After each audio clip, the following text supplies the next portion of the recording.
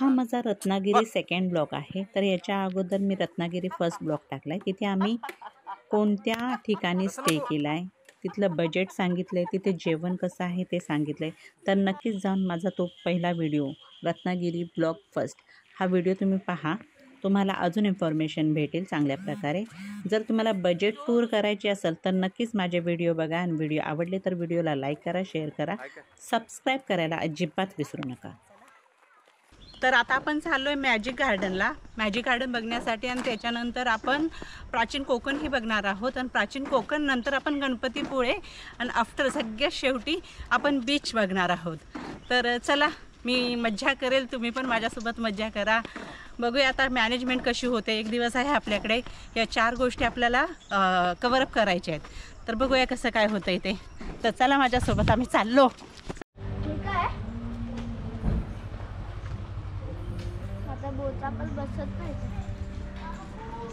आपण ज्या ठिकाणी आलो आहोत तिथे प्राचीन कोकण असं नाव आहे। तर याच्यामध्ये कोकण ओल्ड लाईफस्टाईल दाखवली आहे की जुन्या काळात माणसं कशा प्रकारे आपली खाण्यापिण्याची सोय करायची, कसे वेगवेगळ्या प्रकारची लोक होती, तर ते सगळं एक्सप्लेनेशन पूर्णपणे ह्याच्यामध्ये दिलं आहे। याची तिकीट आहे 50 रुपये, पण हे पण 50 रुपये पैसे वसूल आहे, कारण की खूप चांगल्या प्रकारची इन्फॉर्मेशन आपल्याला भेटते येते।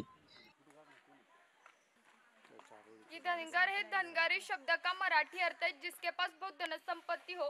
ये धनगर लोग इतने दुर्गम पहाड़ पर रहते थे कि इनका पहला बस स्टॉप भी 10 से 12 किलोमीटर दूरी पर था। ये लोग जब गांव में आते थे तब इनके पैरों में खाल से बनाए जूते, कंधे पर कंबल और हाथ में घुंघरू की लाठी होती थी और इनके पास 100-125 गाय और 5-25 भैंसे थी। एक गाय भैंस को बेचना चाहते इनकी कीमत कई हजारों में जाती थी और इन सबको बेचना चाहते इनकी कीमत कई लाखों में जाती थी। इतना ये धनवान आदमी था। कोकनी लोगों की रहन सीधी होने के कारण उनकी भी रहन सीधी थी। ये बकरी का मकान है। जंगली जानवरों से बचने के लिए ये ऐसा ऊपर बांधा गया है। इसके अंदर गैप होने के कारण उन्होंने किया हुआ मैला नीचे से गिरता है। छप्पर की रचना ऐसी है कि कितनी भी बारिश हो तो बारिश का पानी अंदर नहीं जा सकता। कोट को 5000 सालों का इतिहास है। इन बंदरों से इस समय भारत के व्यापारियों ने पूरे जग से व्यापार किया। इन बंदरों से निर्यात होने वाली चीजें में से हस्त कौशल्य की चीजें, हस्ती दंती चीजें, शंख, शिंपले, मोती इत्यादि चीजों की निर्यात ये बनिया करते थे। इसके बदले में से संपूर्ण जग भर से भारत में सोना आता था। मतलब हमारे देश ने जो सुवर्ण अनुभव लिया है उसके प्रवेश द्वार कोकण की पोर्ट ही थे। यहाँ सफेरा दिखाया है सांप का खेल करने वाला।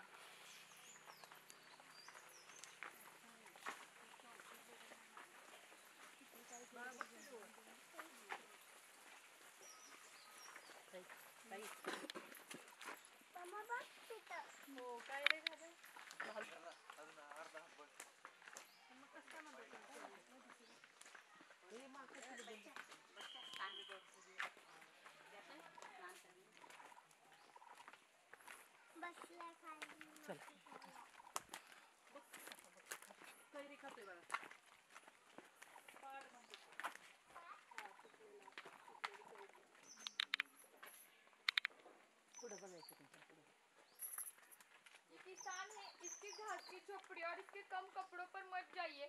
ये गांव का एक प्रमुख उत्पादक घटक माना जाता है।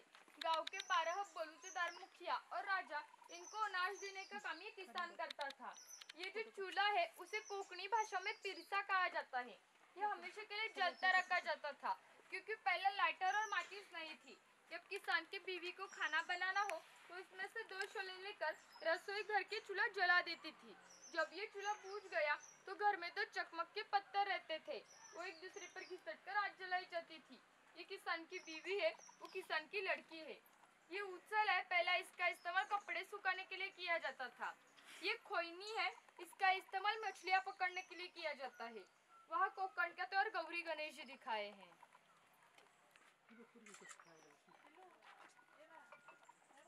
ये कुंभार है, गांव में मिट्टी से संबंधित चीजें बनाने का काम ये कुंभार करता था। गणेश जी के त्योहार पर गणेश जी की मूर्तियां बना लोग गहरे समुद्र में 8-10 घंटे मछलियां पकड़ते हैं और सुबह घर लौट आते हैं।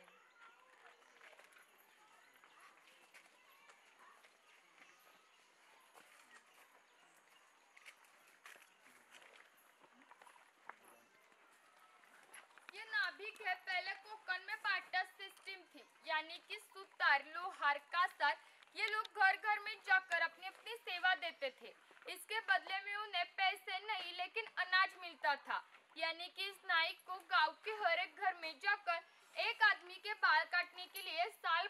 4 पैली यानी कि आज का 8 किलो अनाज मिलता था। इतने कम विदा की पर ये लोग समाज की सेवा करते थे। हमारे नाई के बारे में हमारे लोक साहित्य में एक मजे का वर्णन किया है कि गांव की हर एक खबर इस नाई को पता चलती है और उस नाई को पता चली खबर पूरे गांव को पता चलती है। जैसे आप आए ये खबर इस नाई को पता चली उसी तरह पूरे गांव को पता चलेगी। हमारा सभी गांव आपके स्वागत के लिए उत्सुक है। रिवाज के अनुसार पहले मुखिया के घर जा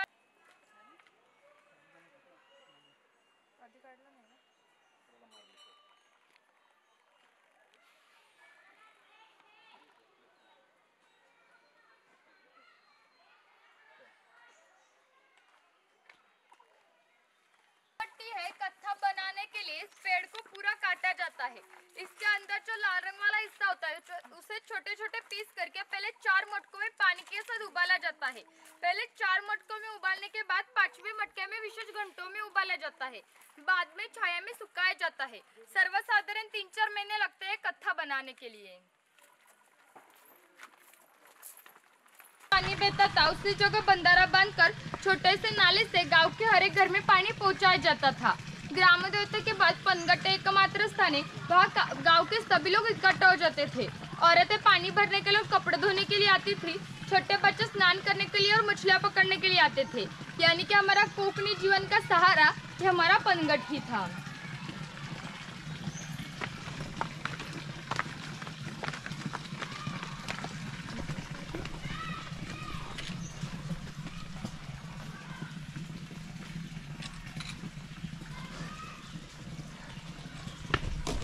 चल गांव के सुख सुविधा के लिए मन्नतें मांगी जाती है और भूतों पर नियंत्रण करने के लिए पूजा की जाती है।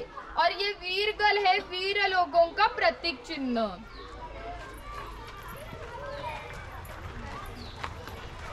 फोटो यहाँ ब्लैक पेपर का बेल लगा है।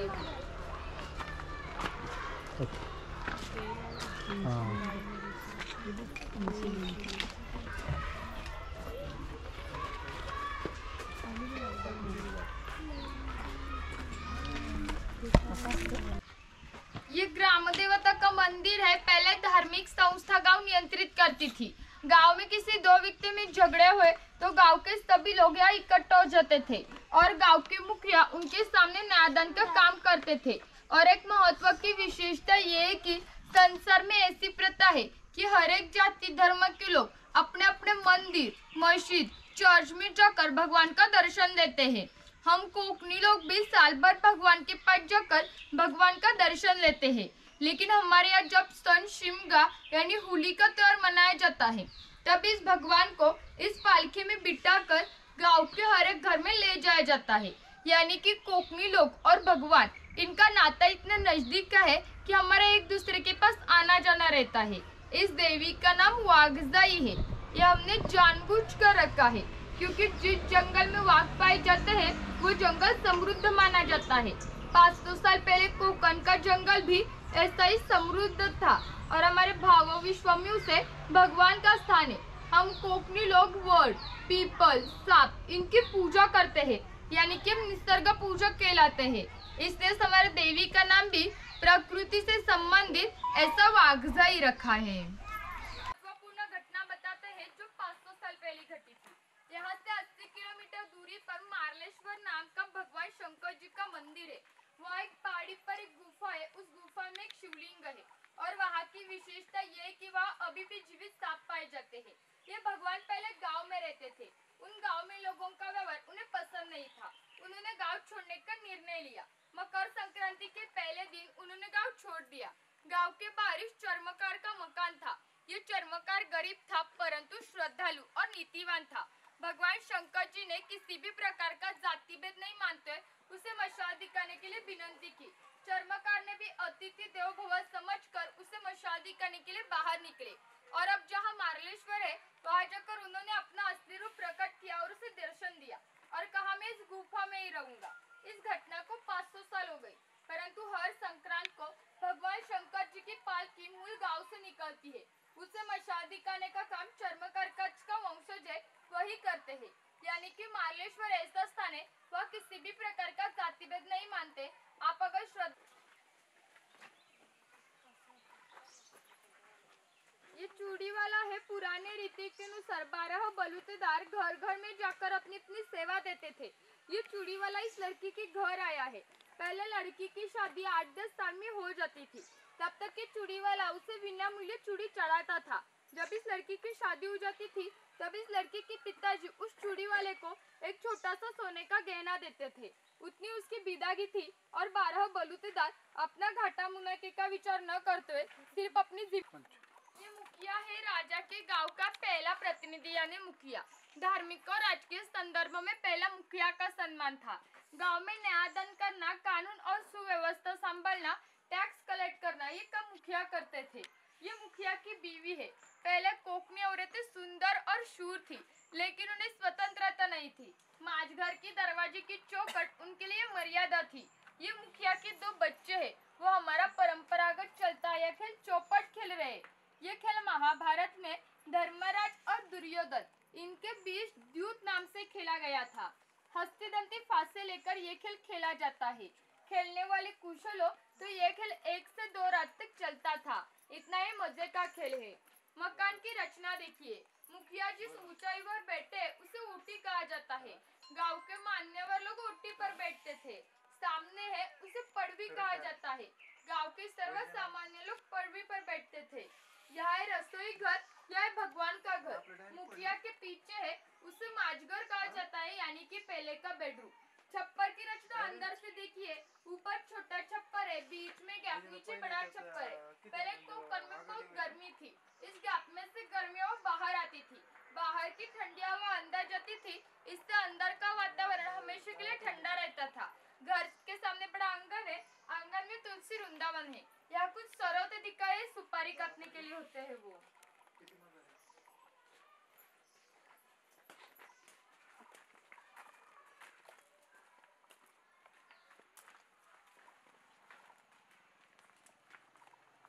ये सोचा था किसान अपने बगीचे में जाकर नारियल लेकर आता था और तेली उसके सामने नारियल का तेल निकाल कर देता था। ये तेल की घानी है, उसे खून कहा जाता है या सूखा नारियल डाला जाता है। ये जो खड़ी लकड़ी है उसे लाट कहा जाता है। यह आड़ी लकड़ी, इस खड़ी लकड़ी को इस तरह बांधी जाती है कि सीधी खड़ी हो जाती है। यहाँ कोलू को बैल बांधा जाता है। इस आड़ी लकड़ी पर पत्थर रखकर तेली खुद यहाँ बैठता है। ये सब वजन लेकर बैल गोल घुमाने के बाद लाट पर पड़ता है। लाट का वजन नारियल पर पड़ता है। इसी तरह नारियल पीसकर तेल निकाला जाता है। ये तेल बाहर निकालने के लिए कोलू का बैल छोड़ना पड़ता है। कोलू बाजू करना पड़ता है। आड़ी लकड़ी छोड़नी पड़ती है। अंदर का तेल निकाला जाता है। फिर से नया तेल निकालने के लिए यहाँ नया नारियल डाला जाता है। यानी कि तेली को इतना सा तेल निकालने के लिए 1 या 1.5 घंटा लगता है। पहले का कोकनी जीवन इतना ही कष्टमय था।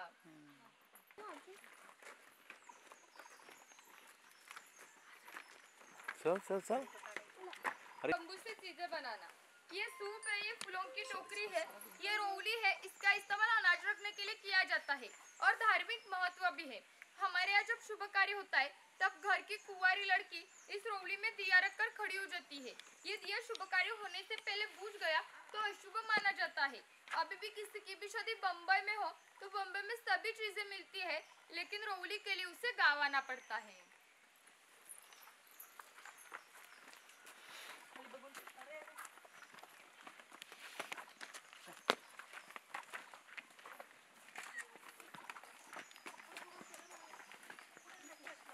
खाने में मछली की करी और चावल बहुत खाते। कोकण में आकर मछली की करी, उबले हुए मोदक और भाजनी के वड़े न खाएंगे तो कोकण की सफर अधूरी रहेगी। पहले कोकणी लोग मिट्टी, लकड़ी, पत्थर की चीजें रसोई घर में इस्तेमाल करते थे। ये जो जातनी जैसा दिख रहा है उसे घिरट कहा जाता है। जातनी में अनाज पीसते हैं, घिरट में अनाज के छिलके अलग किए जाते हैं। ये मोदक पात्र है, यानी कि पहले का कोकणी कुकर। यहाँ पानी डाला जाता है। ये ढक्कन लगाकर मोदक पात्र चूल्हे पर रखा जाता है। इसके अंदर के मोदक स्टीम होते हैं। ये पुरानी यंत्र है, यहाँ दाल डाली जाती है। ये 2 रोल गोल घुमाने के बाद नीचे से पूरन गिरता है, बाद में उसकी मिट्टी रोटी तैयार की जाती है। वो चाय रखने के लिए कितली है। ये टिफिन बॉक्स है। नीचे 3 खाने के डिब्बे, ऊपर पानी रखने के लिए लोटा है, बाजू में 2 चम्मच है।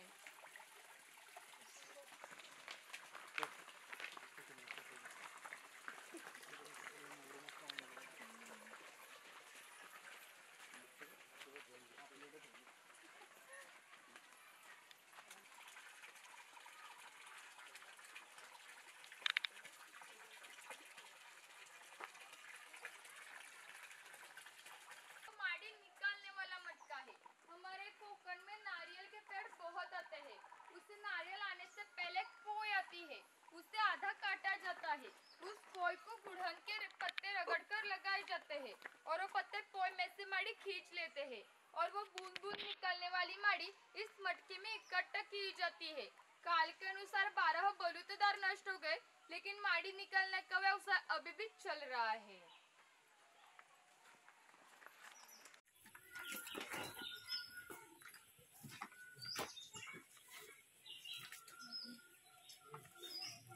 ये बनिया है चौल राजापुर दाभोलपुर कोपल की कोर्ट को 5000 सालों का इतिहास है। इन बंदरों से इस समय भारत के व्यापारियों ने पूरे जग से व्यापार किया। इन बंदरों से निर्यात होने वाली चीजों में से हस्तकौशल्य की चीज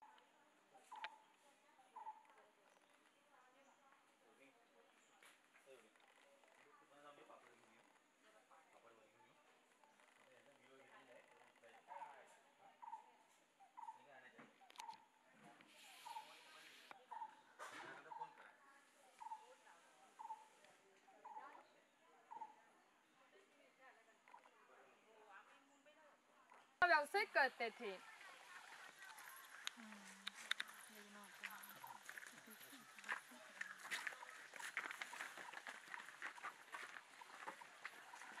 यहाँ ईगल दिखाया है।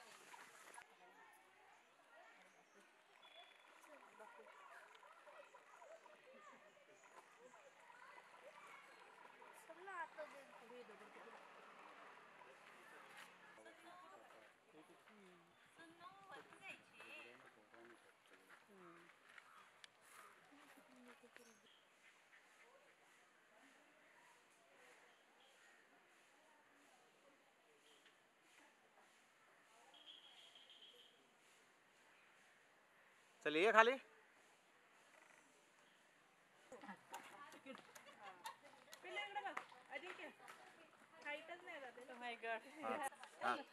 बघ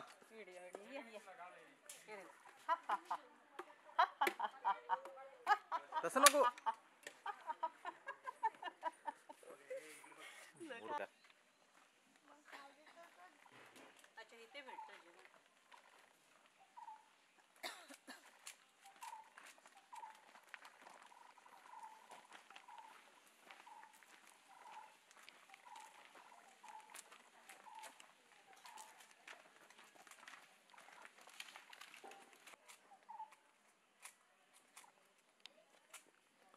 पानी पकड़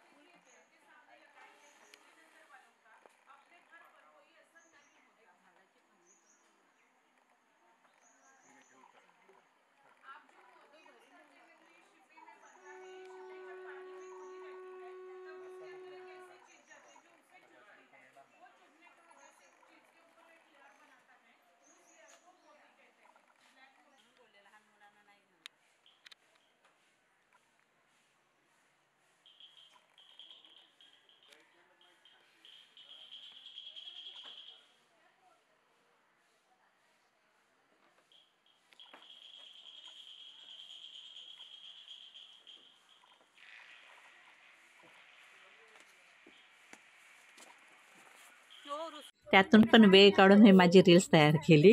तर नक्कीच मी माझं इंस्टाग्राम आय डी तुमच्याशी शेअर करते. डिस्क्रिप्शनमध्ये माझी इंस्टाग्राम आय डी देते, तर त्यात माझे जाऊन मस्त मस्त व्हिडिओ बघा तुम्ही. डान्सचे, एक्सप्रेशनचे, आम्ही कुठे कुठे ट्रॅव्हल केले त्याचे. तर व्हिडिओ आवडलाच तर नक्की व्हिडिओला लाईक करा, शेअर करा, सबस्क्राईब करायला अजिबात विसरू नका. भेटूया रत्नागिरी ब्लॉग नंबर 3 मध्ये. तोपर्यंत वेट अँड वॉच.